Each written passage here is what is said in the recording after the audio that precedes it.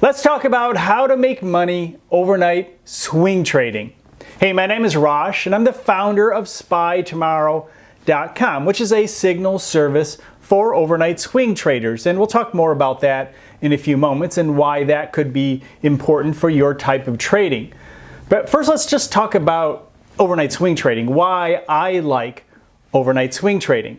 You know, the number one thing, the factor that hurts, say, day traders, which is a very common approach to trying to make money in the market. A lot of people like to dive in to day trading because they think this is an opportunity to be hands-on, to be more aggressive.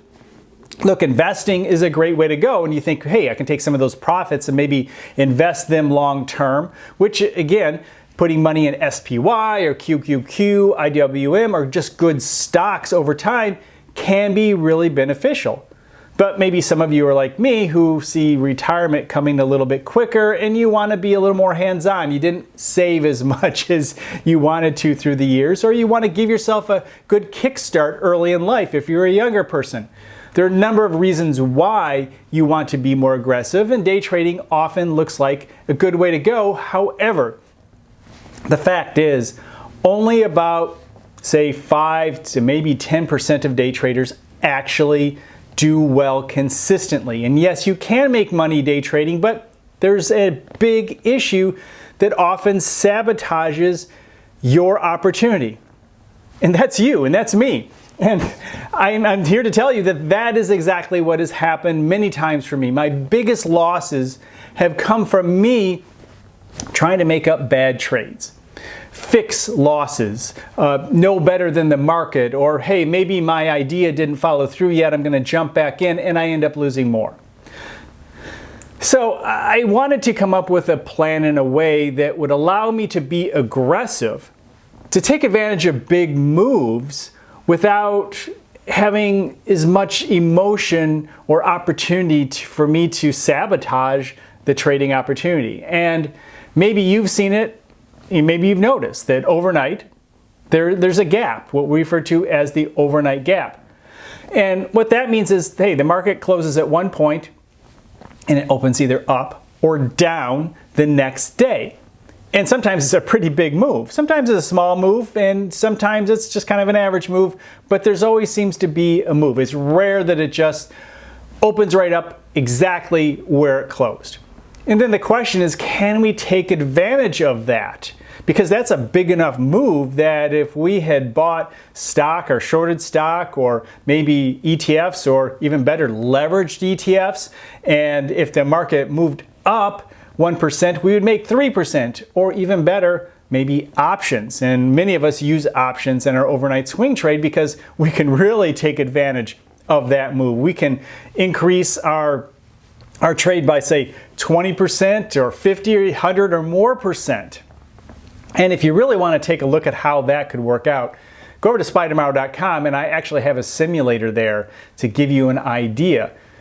And we like to say the math is on our side, because here's the thing with options, you could never, the way we do it, you could never lose more than what you put in. So if you put in $100, you could never lose more than $100, but you could certainly make more than $100. That is an advantage. And so we need to consider that. Now, there are disadvantages to options, and we need to consider those too. We'll talk about some of those and some of the things we need to look at.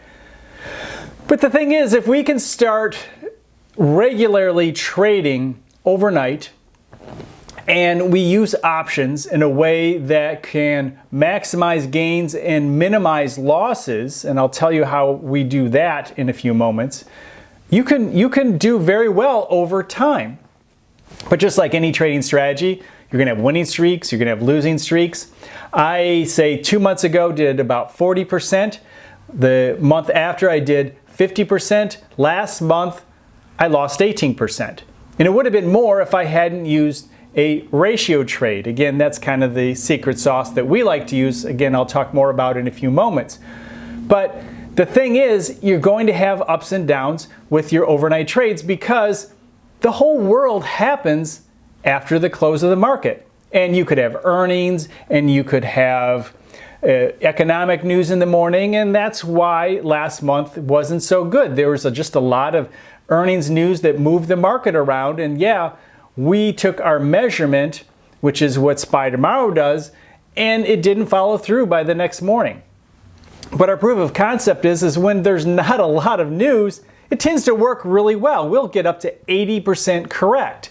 And correct means that the market hits the direction that we're talking about within the first half hour of the trading day, which at least gives us the opportunity to get out even if it's kind of flat.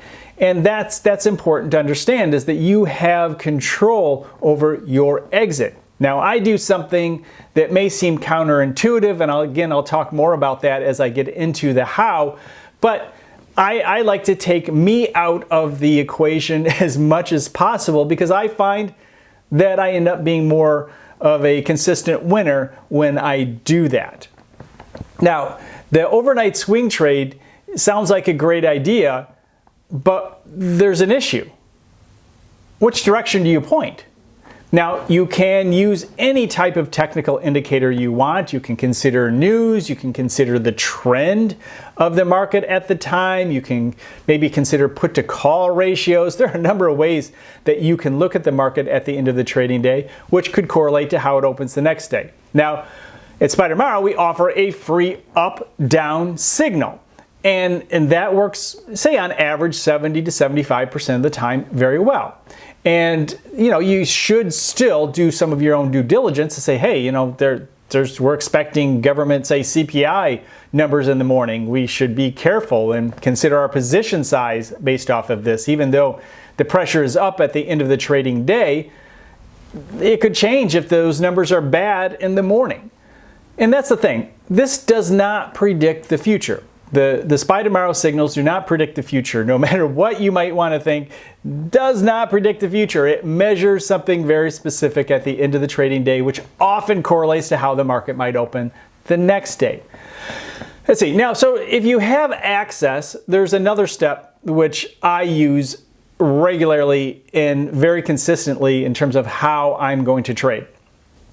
And that is the probability number. Yeah, it says up, but what's the probability it's right?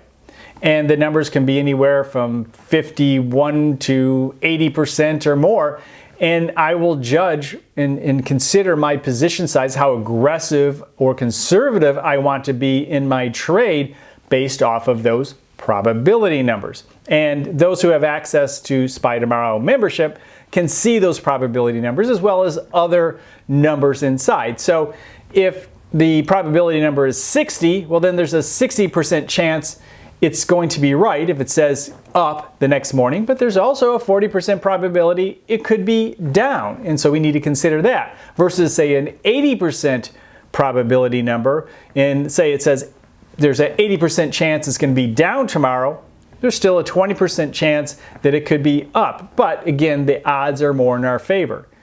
And again, we like to do everything we can to keep the odds in our favor. And again, use that simulator and play with different, position sizes and consider how aggressive or not aggressive you want to be in your trades. The other thing that we do is we use ratio trades. And a ratio trade is basically this. If you have a signal, again, it can be the SPY signal or your own signal that's kind of suggesting, hey, it's going to be an up open tomorrow. You could buy a call, say maybe 3 calls and 1 put, and that put is the hedge. Now, if your indicator said down, you might buy 3 puts and 1 call, and those are generally at the same strike price, the same cost, say maybe $2 a piece. Now, if you don't want to spend that much, you can base it off of the actual premiums, and there are different deltas on those, and these are some of the things you might want to consider, but in general you can just go based off of the premium price. So let's say your indicator says up and you buy a call for $2 or $200 and a put for $1 as the hedge, or $100, that's a 2-to-1 options ratio. Now, the higher the ratio, the more aggressive you're going to be. Because here's the thing, if you have that hedge, like for today, I had a hedge. I was on IWM. I traded IWM options. The signals were saying down, but it went up, and IWM went up 1.5%, and I actually made money because my hedge went up enough and fast enough to make up for that the call, or excuse me, the put. So the call went up, the put went down in value, but I still ended up making money due to the hedge. But the more aggressive you are, a 4, 5, 3-to-1 options ratio, the more of a move you need to make. But in general, it'll allow you to maximize gains and minimize losses. And that's one reason why I minimized losses last month. It was a rough month. It was rough for a lot of traders in August of 2024, which is what I'm referring to. And it was an earnings month, and there are a lot of reports, just a lot going on. Plus, the market is a little more manipulated because there are a lot of people who are on vacation, and the market just kind of hangs out in the wind. It's kind of like what happens in between, say, the holiday Christmas season and the New Year. I mean, just there's more manipulation that can happen when there's not as many traders because they're on vacation. And so you see some of that too. There are a lot of factors, but nonetheless, tough for everyone. And because of that big move that did happen to the downside, I actually increased, because of my hedge, like today, my entire account by 25%. But overall, I had a very bad month that I lost a lot of those days. But because I had those hedges, I lost about 18%, and I calculated what would have happened if I didn't have those hedges. And I positioned the same size. I didn't make adjustments to the position sizes. I would have lost about 38%. So that was very eye-opening for me once again to see how well those hedges can work.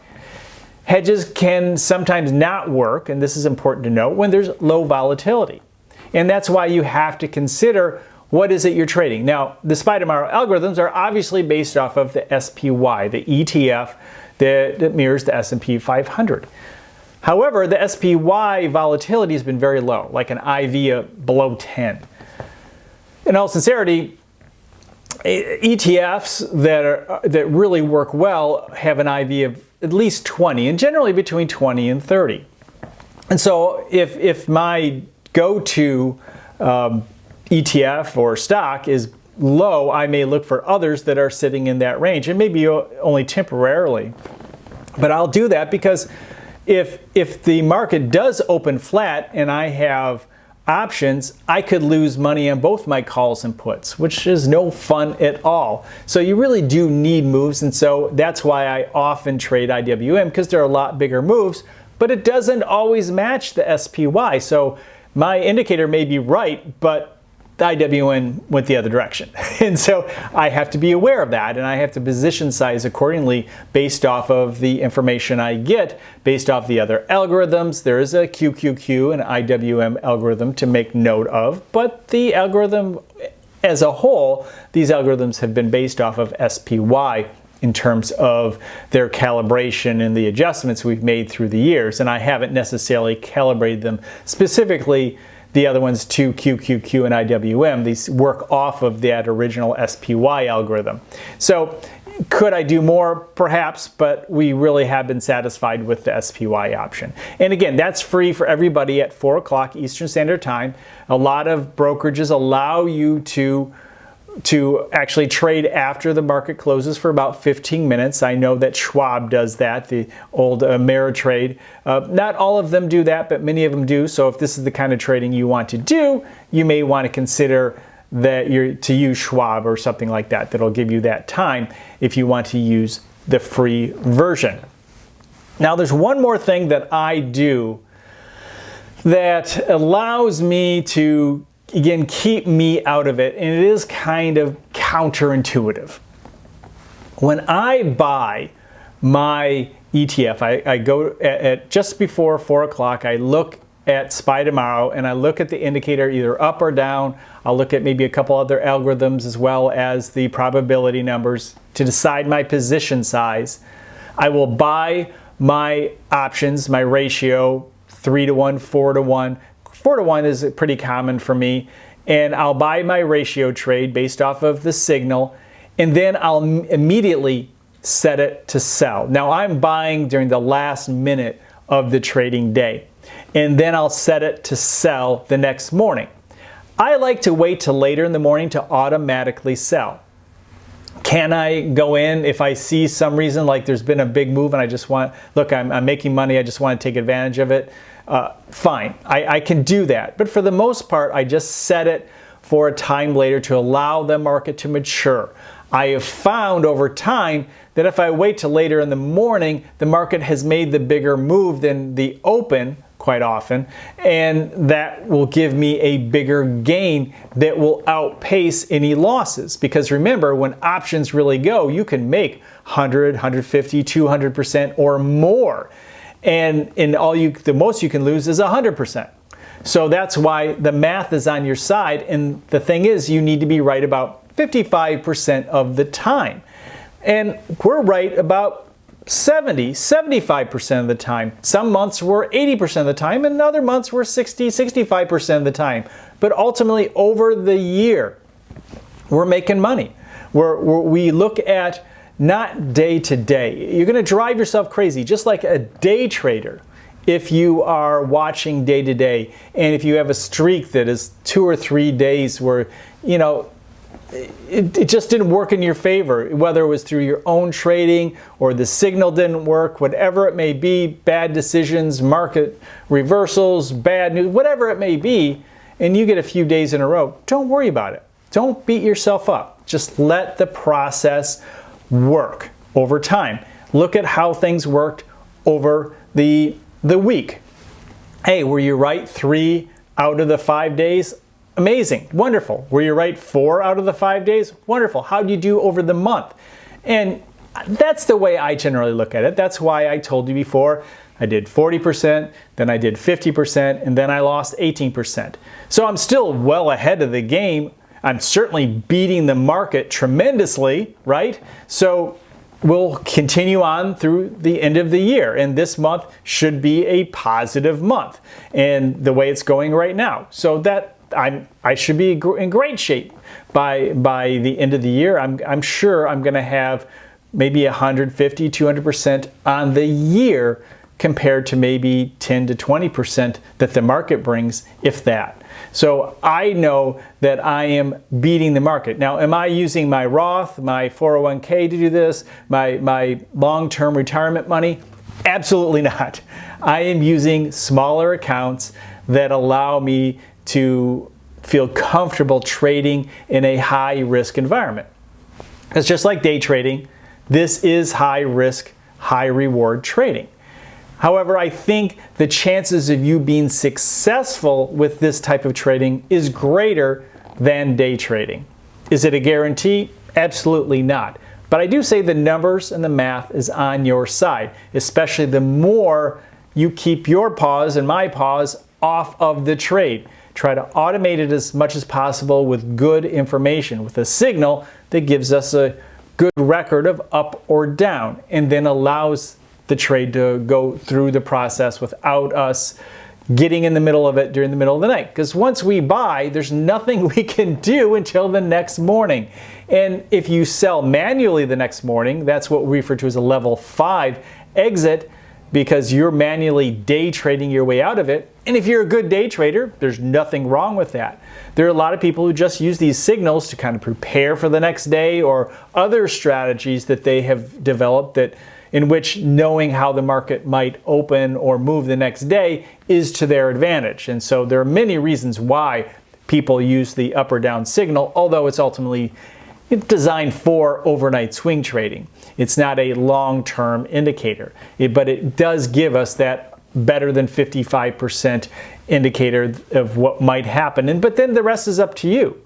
Based off of what you trade, the ratio trade that you use, if you use a ratio trade, or do you go directional with a very small directional trade? There's nothing wrong with that. I do that once in a while using leveraged ETF. Or are you buying or shorting stocks? Or maybe you are doing multiple entries and exits, meaning maybe your indicator said up, and you're buying option on Apple and then Tesla and Google. In other words, you're diversifying that overnight trade. If you have a bigger account, that may be something you want to do. But again, if you're doing that, you're better off to do the time trade where you just sell in the morning, because that's a lot of activity to deal with in the morning, trying to unwind all those trades. So maybe there's one you manually unwind, but for the most part, maybe you set timers for the others based off of the trend, when tends to be the time that tends to be working best as the exit for that specific position. So different ways to approach this, different reasons to overnight swing trade. Again, getting the emotion out of a high risk trade really is the way to go. Now, some say, yeah, but I know a system that works really well day trading. Well, personally, I don't want to be trading all day. I do have a career and job that I don't want to be staring at the screen all day. I don't want that emotional up and down during the day. But if you are really good, then day trade. This could be one thing that you do. Maybe this is how you start off your day. Buy at the little small position at the end of the day, and then maybe make a little profit in the morning, and then get into your day trading, or just use that signal, the free signal, to say, oh, okay, it's looking like the pressure's up. That could follow through in the morning. I'll make a plan around that and focus on maybe some stocks that would work really well if the market goes up or if the market goes down. There's more than one way to approach developing and growing a portfolio in the market. Overnight swing trading is just one of those ways. It's a short-term swing trade. And again, I don't know if I said this before, but a swing trade is basically a trade in which a trader uses an indicator to buy and then sell. And those indicators could be, over a few days or a few months or over a year, or maybe a few times a year. Those indicators say buy and then sell, and you just base your trades off of that. An overnight swing trade, we're pretty much basing it off of time. It's much shorter. So we're not looking at technical signals, we're looking at time. Very end of the trading day, sell in the morning. Usually the first half hour, some people do it later. My automated trades, if you're selling by hand, maybe by hand, in other words, your exit kind of day trading it out, that may be the first half hour of trading for most people. Maybe it'll go into the second half hour. But again, I just automate it and set it up to trade later in the morning pretty consistently, and it works out for me. Nothing to worry. I'm not watching how the market's going to open. I'm just waiting for the end of the trading day to take a look and see, how did I do? And now what am I going to do at the end of this trading day? And so I'm active, but I'm not a slave to this whole process. And I know over time, again, go over to that simulator and kind of show yourself how this will work. And it'll show you right there that you're going to have downward streaks, but ultimately, because of the way the numbers work, over the long term, you just got to be there every day, because it's those few big moves in your favor every month that makes up for it all. Totally makes up for it all. You get a good move in which you make 200-300% during the month, maybe once or twice during the month. Maybe you get a good double, and then maybe have a number of days where you lose 10% or 20%, but then you have another big day.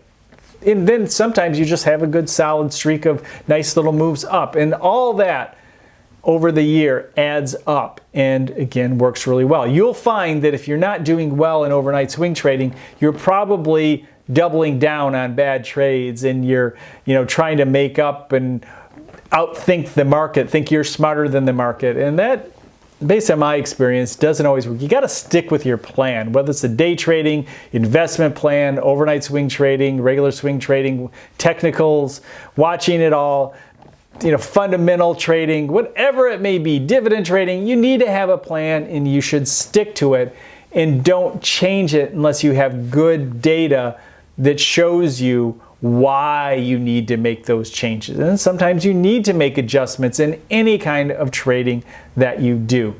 But this works for me over the long term because, again, I'm out of the equation as much as possible. And so this has been a great method for me to grow my portfolio, and I'm going to be I think adding more in the new year and having a bigger portfolio for the next year, because now I really want to, now that I've really proven this concept, I've worked so hard through the years developing the algorithms and developing best practices, and I'm still working on best practices, and many times members of the community come up with great ideas that support these new best practices. So I don't want to take credit for all this. It's community members that give ideas and share ideas, and we help each other out. So that's important, to have a good community of people supporting you in the process through the highs and the lows.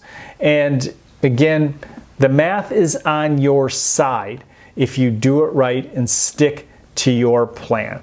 I hope this is helpful. Let me know in the comments below if there are some questions that maybe I didn't go through thoroughly. More videos coming up like this, because I really just want to be real with you and share the wins, the losses, and I think sometimes just sharing off the top of my head gives you a deeper insight into some of the things that we do and we're trying to do here at Spy Tomorrow. And I think like some upcoming videos, for example, the difference between swing trade, overnight swing trading and day trading. We touched on it here, but we'll dig in a little bit deeper in future videos. And of course, I'll be looking in the comments for new ideas to help you. And I'll have some of those traditional videos I have, going around my studio and sharing different ideas. Some of you like those too, the shorter videos. We'll see how it all goes. We'll talk to you next time. I'll see you in the next video.